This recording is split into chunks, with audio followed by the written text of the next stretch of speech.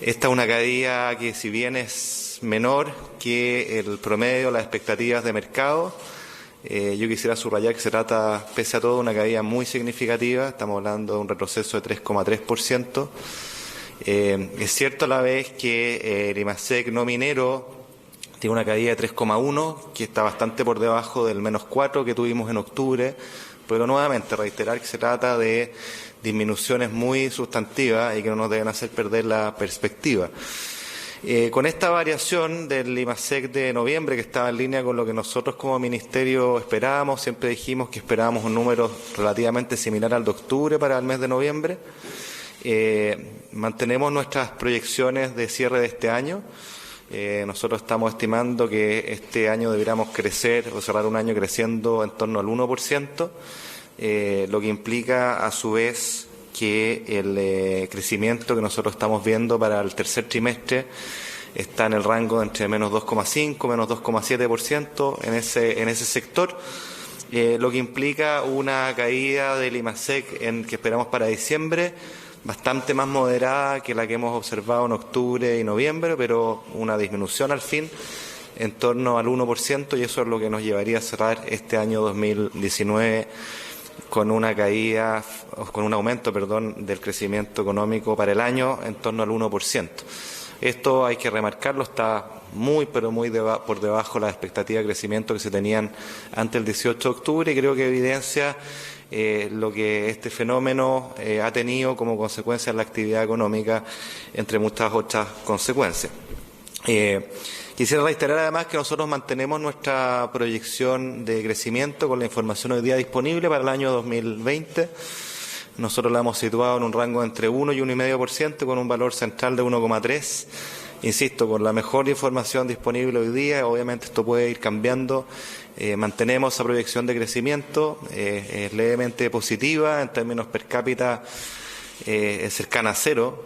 Y por supuesto esto tiene consecuencias en los ingresos fiscales, y ustedes lo han visto, ¿no es cierto?, en nuestras proyecciones de ingresos fiscales y de las cuentas fiscales en general, con un deterioro del déficit fiscal. Entonces, yo para concluir, quisiera simplemente reiterar que estamos en un momento económico complicado, eso no ha cambiado. Nosotros como Ministerio y como Gobierno estamos redoblando los esfuerzos para tratar de morigerar lo más posible los impactos de esta crisis en la economía. Ustedes conocen y compartimos aquí los elementos fundamentales del plan fiscal que está en curso, con varias medidas, ¿no es cierto?, que ya se empiezan a operacionalizar y que tienen como norte, uno, apuntalar la economía por un lado, y dos, y el principal de los objetivos es ir en protección del empleo, porque si bien hemos conocido también las cifras del INE con los datos de desempleo para el trimestre móvil septiembre, octubre, noviembre, ¿no es cierto?, que muestra un desempleo que no ofrece todavía grandes variaciones y se encuentra además por debajo de lo que los analistas de mercado esperaban. Es importante ir monitoreando con mucha fuerza este tema. Ustedes han visto que las vinculaciones por causales o por necesidades de la empresa ha tenido un alza importante respecto a años anteriores, un alza en torno al 70%, y eso es una señal con datos administrativos de que acá hay algo que hay que mirar con mucha atención, y eso es lo que estamos haciendo como Gobierno y como Ministerio de Hacienda. Eso es lo que quería decirles, comentar estas cifras y, por supuesto, abierto sus preguntas si las tienen. ¿Cómo se relaciona la caída del IMASEC minero, ¿no?, del 5% con esta situación que vive el país en términos sencillos? Digamos, ¿cuál es efectivamente la afectación que tuvo ese sector en particular producto de estas manifestaciones? Pues la verdad es que la caída del sector minero es muy buena la pregunta, porque no obedece directamente a las razones propias de esta crisis. Tiene que ver obviamente con las distintas actividades mineras de Codelco, ¿no es cierto?, pero también de la gran minería privada, que dicen relación con retrasos, con problemas varios en sus distintas faenas, pero que, insisto, no están directamente relacionadas con esta crisis y por lo tanto corresponde más bien aislarlas y no asociarlas directamente con el fenómeno que estamos discutiendo. Con respecto, bueno, las cifras de desempleo que conocíamos este trimestre, que no eran tan negativas como se esperaba, y ahora, por ejemplo, considerando la cifra que la serie de precios estacionalizada sube un punto. En términos, quizás, sumando esas dos variables, lo peor ya pasó, lo peor estaría por venir, porque estábamos hablando de un desempleo que podría llegar a los 2 dígitos. ¿Cómo analizan ustedes esa variable? Bueno, nosotros hemos sido siempre bien cuidadosos con este tema. Cuidadosos en primer lugar porque el desempleo es una variable humana fundamental. Yo siempre no me canso de repetirlo. Uno puede mirarlo como la fría estadística, pero la verdad es que lo que corresponde mirarlo es como algo que afecta a personas de carne y hueso en sus ingresos y en la dignidad que el trabajo supone. En consecuencia, a mí no me gusta hacer predicciones. Lo que sí sabemos es que tenemos hoy día una situación económica compleja, donde pasamos meses en que la actividad económica, particularmente a nivel del sector comercio, el sector servicio, se vio extremadamente resentida, y ahí están las cifras, las propias cifras asociadas a IMASEC así lo revelan. Y eso nos hace estar preocupados respecto a los alcances que eso vaya a tener en materia de empleo. De hecho, cuando uno mira, insisto, los datos administrativos de vinculaciones por necesidad de la empresa, se observa una alza muy importante, que todavía, es cierto, no se refleja en los datos del INE. Y ojalá que no se refleje, pero tenemos que estar extremadamente atentos porque esa es la principal preocupación. Ojalá el desempleo no tenga que llegar a cifras de 2 dígitos. Ese es el tema de fondo. ¿Ustedes desde el Ministerio no están viendo todavía una recuperación, por ejemplo, o luces, visos de algunos signos de recuperación?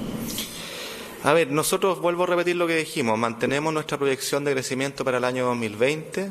Yo creo que efectivamente los IMASEC de octubre y noviembre son de los más malos. No solo esto que estoy diciendo es una obviedad, porque es de lo más malo que ha pasado de la crisis subprime. Lo comentamos aquí cuando hablamos de la caída de IMASEC de octubre de 3,4, que era la peor desde la crisis subprime. Entonces aquí no estoy haciendo nada nuevo. Es una caída fuertísima que se repite en noviembre, que, como decía yo recién, debiera atenuarse bastante en diciembre, y durante 2020 esperamos tener un año con un crecimiento que va a ser bajo. Entre 1 y 1,5%, es muy bajo. En términos per cápita, esto se acerca a cero, ¿ya? Pero con la información que tenemos hoy día disponible no vemos un deterioro adicional. Por el contrario, creemos y estamos haciendo todo lo posible para que la situación económica vaya mejorando. De ahí nuestro plan de estímulo fiscal y de protección del empleo, como te señalaba. Carlos, ¿cómo prepara la interpelación de la cual usted va a ser sujeto la próxima semana en el Parlamento? Bueno, la verdad es que tengo un temario que nos han hecho llegar, no tengo una lista de preguntas, y en ese temario me siento muy cómodo, así que listo y preparado para concurrir ese día, que creo que es una gran ocasión. Creo que las interpelaciones hay que verla primero como una facultad que existe dentro de nuestra república, es propia de la democracia, y 2, la interpelación no debe ser nunca vista como responderle a un parlamentario, a un sector político en particular, sino que por su intermedio a la ciudadanía, que fue aquella que elige a su representante. Yo lo veo en esos términos, una muy buena oportunidad para poder aclarar, para poder presentar puntos de lo que se está haciendo y responder preguntas de cara a la ciudadanía. Todos me siento muy cómodo.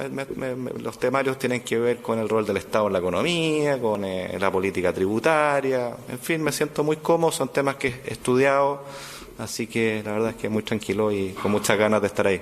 Ministro, quería hacerle dos preguntas. Primero, acerca del impulso que podría dar un potencial acuerdo entre China y Estados Unidos que se prevé, digamos, para los próximos días. ¿Qué impulso adicional podría dar la economía?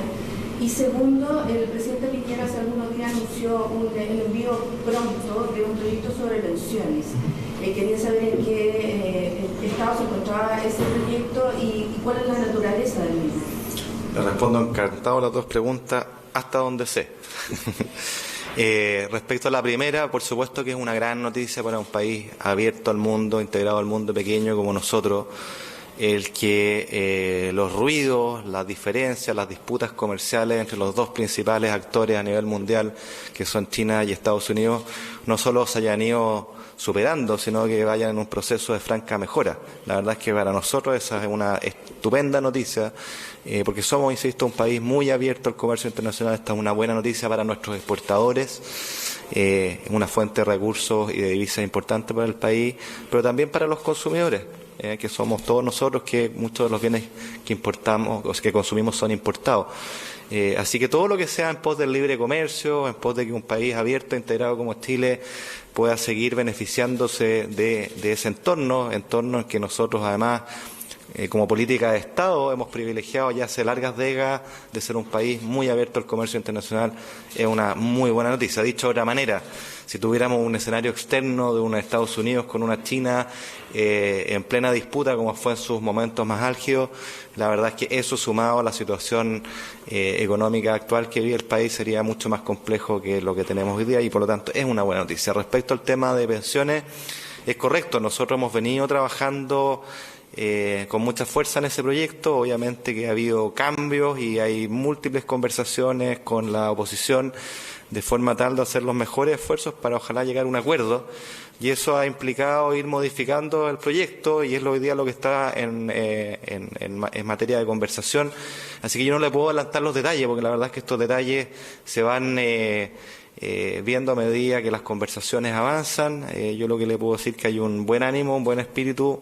El gobierno tiene bastante apertura a que vamos a avanzar en esta dirección, porque todos entendemos, yo creo que eso es ya un avance, aunque parezca de suyo evidente. Todos los sectores entienden que el tema de pensiones es una de las grandes prioridades y debemos ser capaces de ofrecerle una respuesta, ¿no es cierto?, a los chilenos y chilenas que esperan una respuesta en el pilar contributivo. Ya avanzamos mucho en el pilar solidario, como ustedes saben, falta avanzar en esta segunda etapa que es relevante, y en eso estamos trabajando todos. La ministra Saldívar ha tenido un gran liderazgo en este proceso, ha conducido estas negociaciones, ha tenido flexibilidad para juntarse con múltiples actores.